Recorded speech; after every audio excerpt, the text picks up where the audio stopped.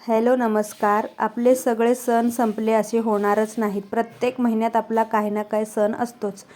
तर आता बघा, तुळशीचे लग्न लागल्यावर आपल्याला वाटलं आता आपले सण संपले. तर नागपंचमीपासून सुरू होऊन ते तुळशीच्या लग्नापर्यंत भरपूर सण असतात. आणि आता नंतर मोठा सण म्हणजे मकर संक्रांती. तर तुळशीचे लग्न लागल्यानंतर लगेच बघा चतुर्थी आली आहे. तर संकष्ट चतुर्थी दिवशी मी छान प्रकारे तळणीचे मोदक तयार करून घेतले. त्याच पिठाच्या पुऱ्या केल्या आणि जेवढे घरात रंगीबिरंगी वेगवेगळ्या आकाराचे जे पापड होते ते सुद्धा तळून घेतले. कढईत तेल होतं म्हणून. आणि त्यानंतर देवाऱ्यावर देवाला नैवेद्य दाखवलं मोदकाचा. कारण 7 वाजताच आपण दिवाबत्ती करतो, तो दिवा होताच. मग नैवेद्य दाखवून घेतला, आरती केली. आम्ही चंद्रोदयाच्या नंतरच आरती करून मगच उपवास सोडतो.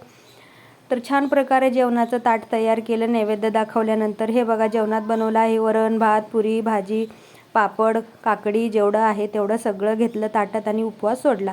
तर कसा वाटला तुम्हाला व्हिडिओ? धन्यवाद.